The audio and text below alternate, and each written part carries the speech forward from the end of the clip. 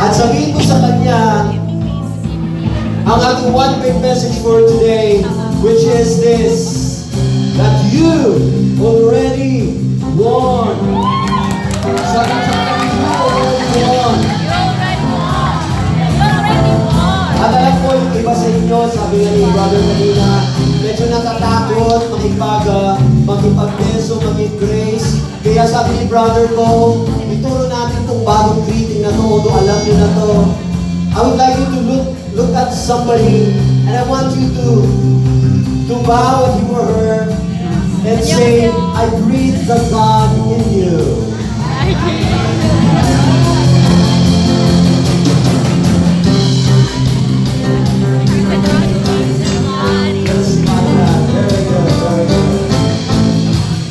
And there's one more that I would like you to tell that person. It is this. Look at another person and say, I breathe the King in you. I breathe the King in you. I breathe the King in you. Palakpakan natin si Lord.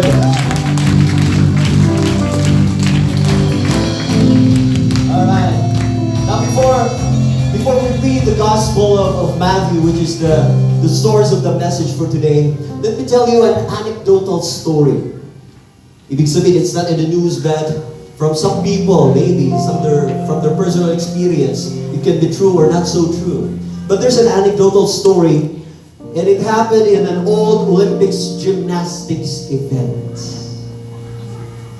And there it was, the final act on the floor, on the gymnast floor, on the dance floor, the final act.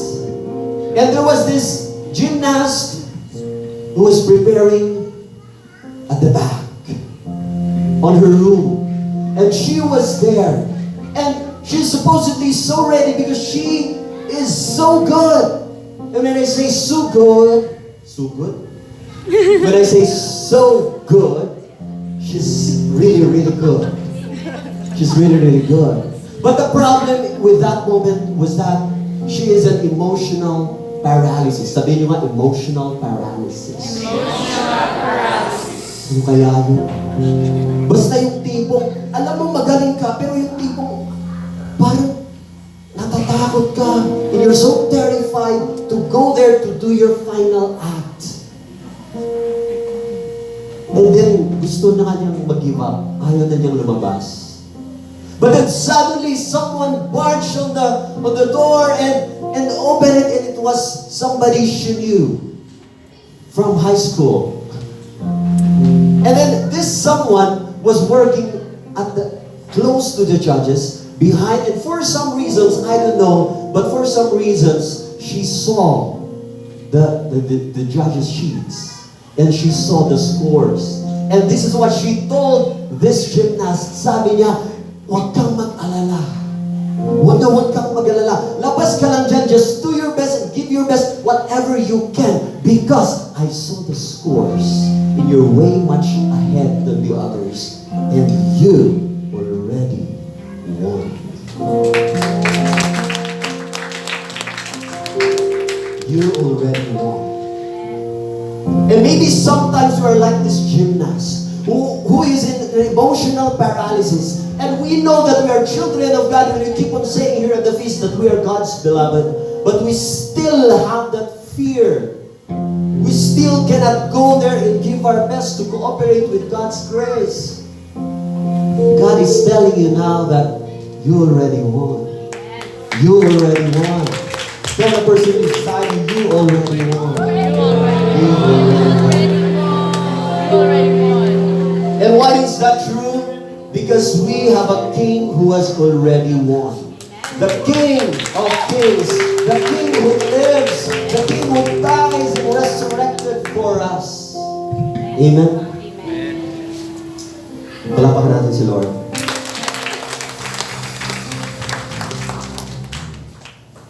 If you're new at the feast, sino po yung mga first-timers dito? Taas naman. Can we welcome them? First-timers. First time ba? Lizelle? I know Lizelle, but I don't think it's your first time. But just in case your first time, we welcome you. Kaya palakpakan natin lahat ng ating mga first time.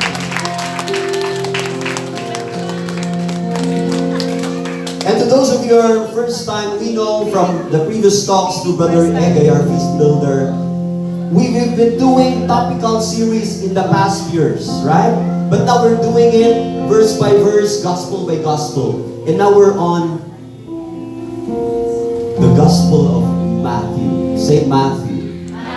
And in the previous talks, through Brother Egay, our builder, we've been talking about the verses in chapter 1. And today, we're going to start with chapter 2. Are you ready? Yes. Are you ready? Yes. If you're ready, let's all together sing our family prayer at the feast. In the name of the Father, and of the Son, and of the Holy Spirit. Amen. All together we pray. Today I receive all of God's love for me. Today I open myself to the unbounded, limitless, overflowing abundance of God's universe. Today I open myself to God's blessings, healing and miracles. Today I open myself to God's word, so I become more like Jesus every day. Today I proclaim that I am God's beloved, I'm God's servant, I'm God's powerful champion. And because I am blessed, I am blessing the world. In Jesus' name, amen. Come on, let's sing to the word of God. Thy word is a lamp unto my feet and a light unto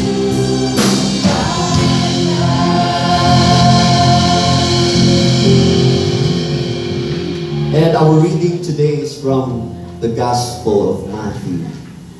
Hindi ko alam kung maalala niyo yung instruction ni Brother Egay nung talk 1. Sabi niyo, bring your Bibles. Meron bang nagdala? Kung wala, okay lang. Sabi nga ni Brother Go, it will take a while. And it's okay. But just in case meron kayo, just open it on chapter 2. And the verse that will be showing on screen is from from a different version. Maybe your version is different, but it's okay. Alright? It's okay. And even actually this Bible is the Catholic Pastoral Edition. Pero para isa yung basahin natin. We'll read it from the screen.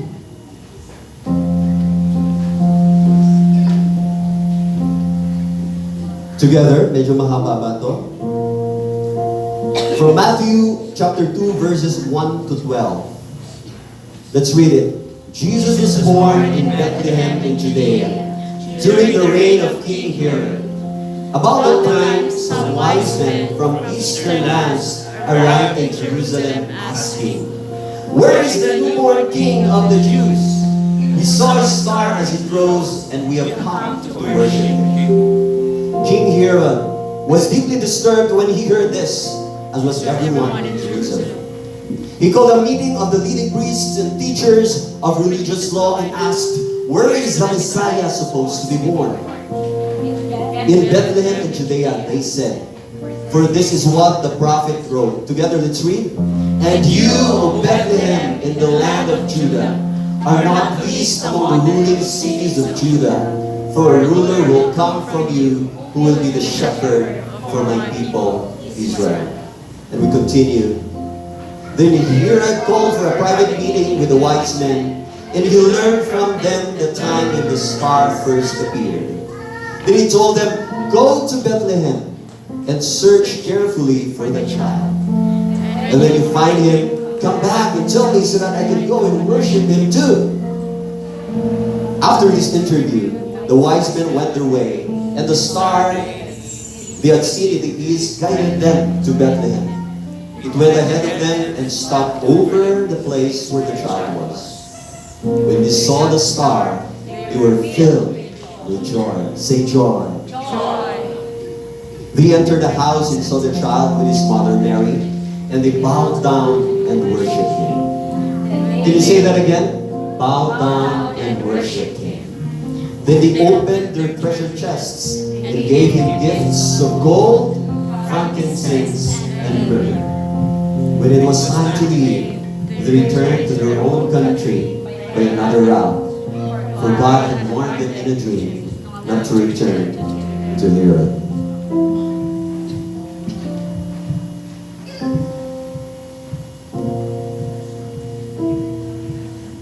In a while, we'll be unpacking these verses, but right now, let's all pray together. Close your eyes, brothers and sisters. Our Heavenly Father, we thank you. While today is the first day of the second month already of 2020, we thank you for this brand new year. We thank you for a brand new start. And we thank you for giving us an amazing opportunity to press the reset button and begin afresh. To follow only King Jesus and not the kings of the world. Lord, I receive every blessing you want to give me for 2020 in the days and years to come. In Jesus' name, amen. Come on, let's sing to God.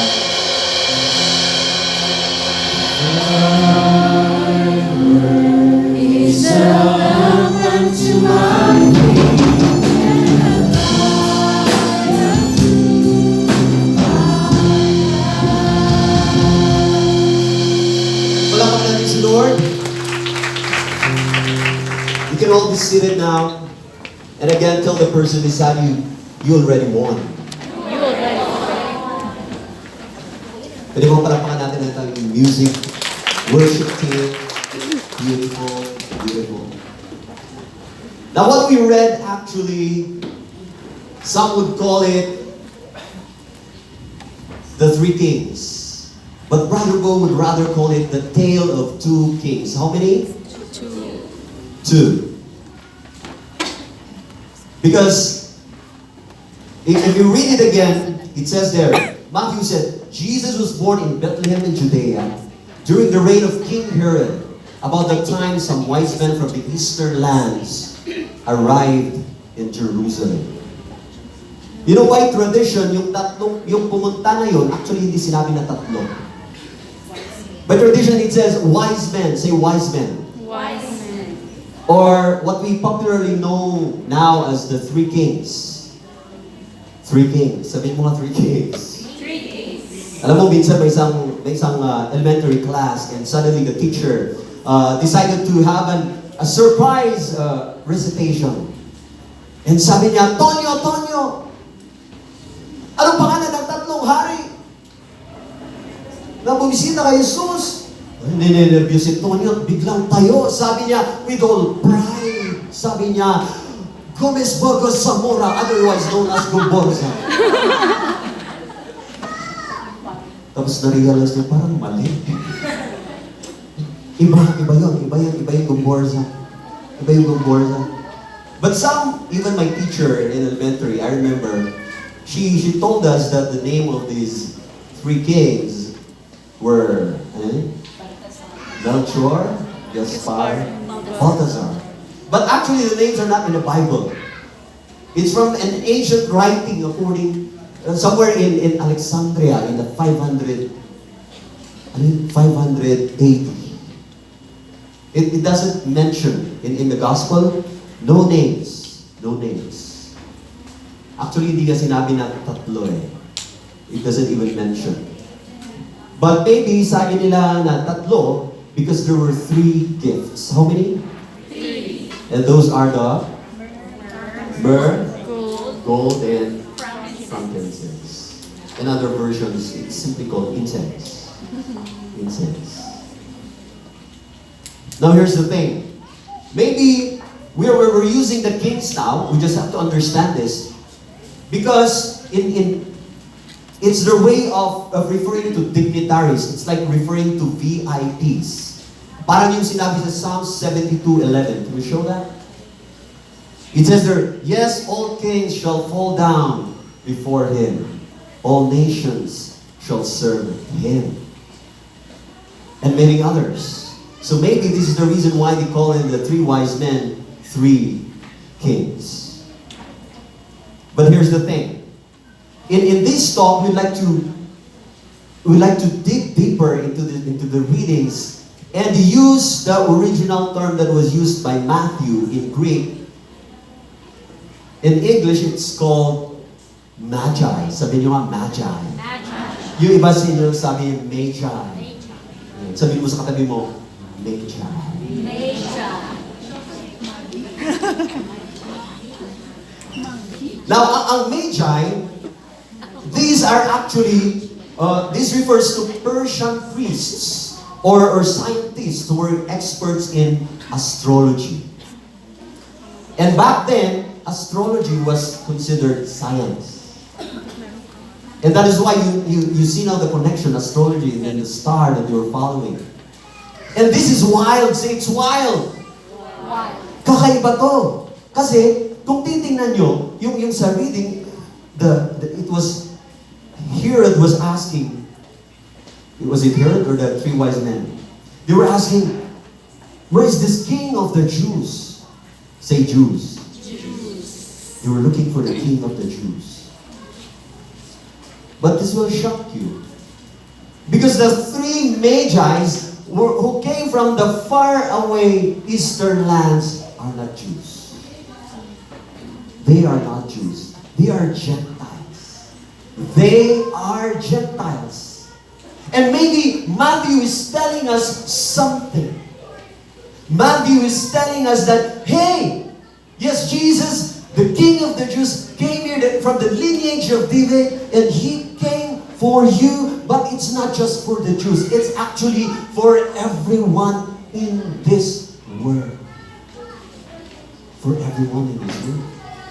Because the Jews has this wrong notion of saying that, hey, God belongs to us. No, no, no, no. We belong to God. And every nation belongs to God.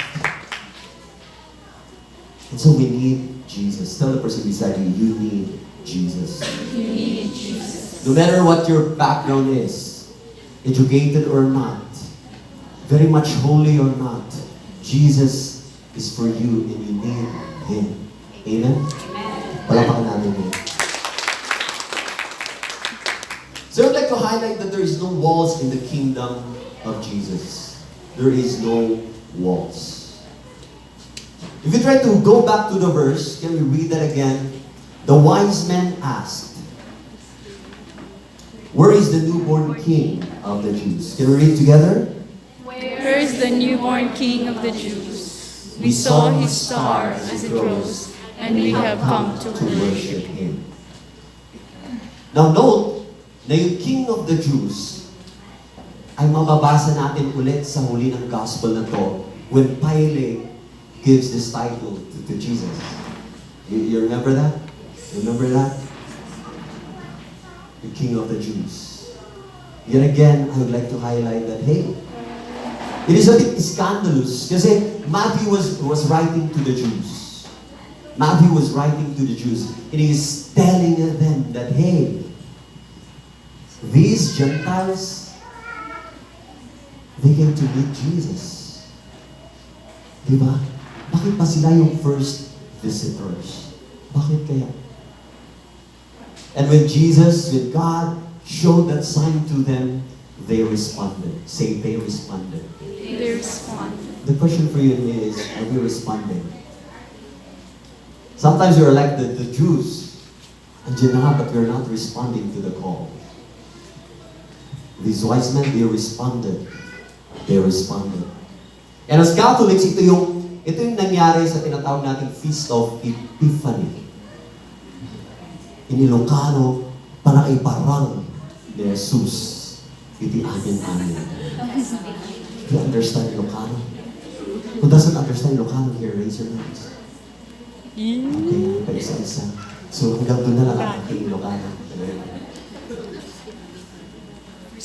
So again, Matthew, whose intended readers are Jews, are actually puncturing. See, puncturing. Puncturing their spiritual pride.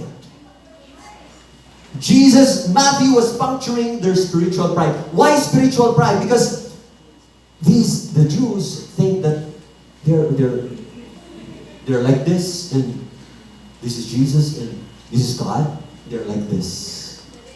They're very close. They're very close. And the Gentiles, you know the Gentiles? They're way below their spirituality. Do not belong. Do not belong. Bakit? Makikita sa temple nila.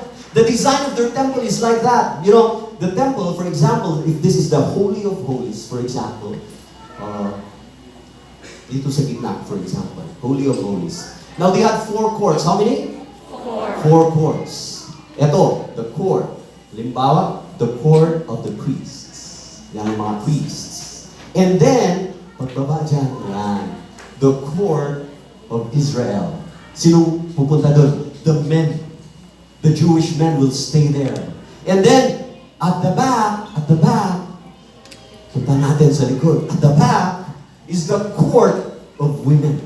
The court of women in their time, in their temple. And then, outside there is for the Gentiles. Is for the outsiders.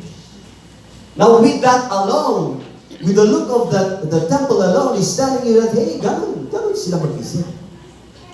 Outsiders. But Matthew was puncturing their spiritual pride. But maybe we need this message as well. Sabihin sa katabi, we need this message as well. We need this message as well. Kasi minsan tayo ay may disease na tinatawag na spiritual elitism. I'm more spiritual than you.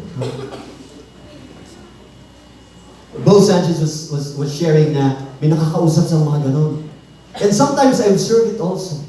There are some, not all, okay? Not all. But there are some Catholics who think they're more holy. They're holier than born-again Christians. There are born-again Christians who think that they are holier than us Catholics. There are people who belong to a certain community like Opus Dei, think that they are holier than other communities. There are those who belong to other communities, think they're holier than the Opus Dei. Why is that? We are afflicted by the spiritual elitism. But God, Matthew was telling the Jews and to you and me that, hey, Jesus is for everyone. Jesus, the Jews do not belong. Oh no, God does not belong to God. It doesn't belong to their small pockets. No. Every person belongs to God. We belong to God. Every nation belongs to God. Amen? Palapakan natin. Kailangan natin yun. Kailangan natin yun. So let me repeat what I mentioned earlier, that there are no walls in the kingdom of Jesus. Tell the person beside you, there are no walls in the kingdom of Jesus. There are no walls. So just to share with you what what's this? The pastoral advice from Brother Bo Sanchez, our founder. Actually, sabi niya to, please don't ever think that the feast is better than other group. Please.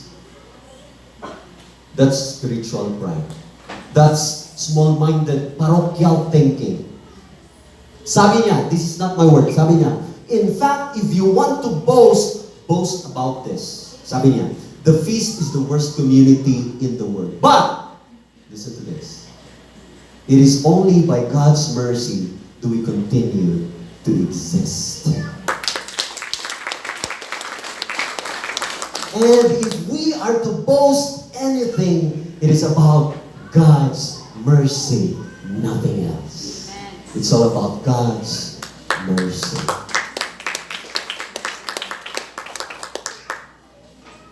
I know na medyo mahirap palakpakan yun. Kasi it's heavy. But we need to hear these big messages every now and then, right? Right? Tingnan mo ang katabi mo. Nakangiti pa ba yan?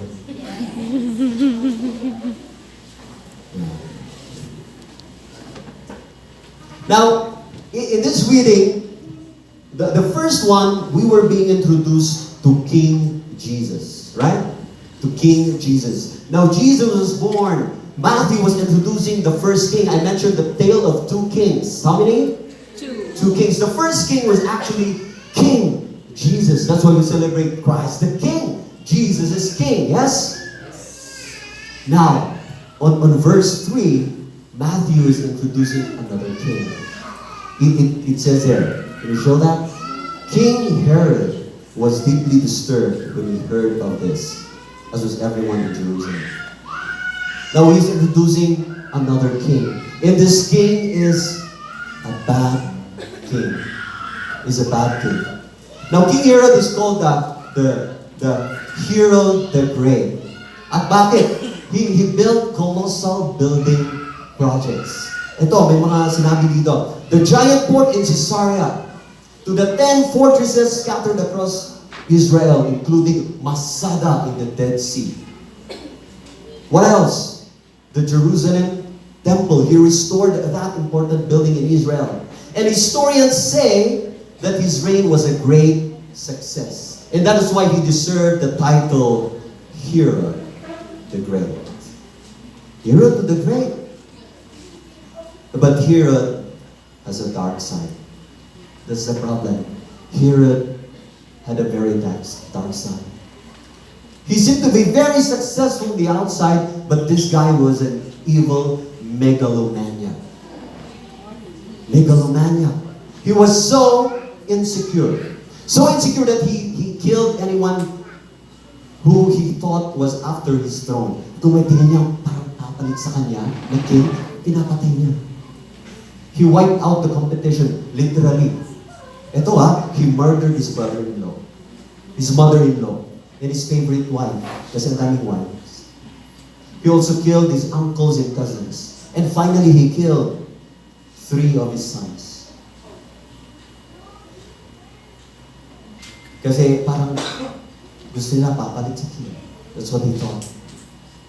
Ito pa, how insecure he is, he executed anyone he suspected to be against him. Pero hindi lang yun. He was so cruel that he killed their families. Grabe. At ito pa, he was so insecure that he had 2,000 soldiers as his bodyguards. At ito, nung malapit na siyang mamatay, he was so insecure and so paranoid, na takot siya na parang itong ginawa niya. Pinatawag niya lahat ng mga important Jewish dignitaries. He called them out, and the plan was to kill them. So that when he dies, people will mourn. Because he knew that when he dies, siya lang, people might be happy. Na gusto niya magbuksa ang buhok. So he killed the other dignitaries. That's how evil, megalomaniac, insecure Herod was. But thankfully, yung plano na yun was never carried out. It was never carried out. Thankfully. Now here's the thing. This is a side message. But is there a Herod in your life? Is there a Herod in us? Is there a Herod in us? Now Herod was actually a bully. Say bully. And all bullies are insecure. So insecure.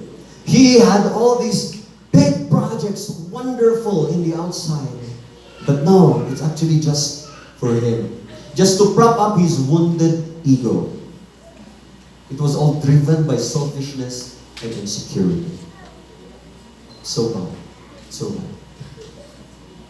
So as we look at this life of King Herod and see how cruel it is because of this insecurity, let's ask ourselves this heavy question.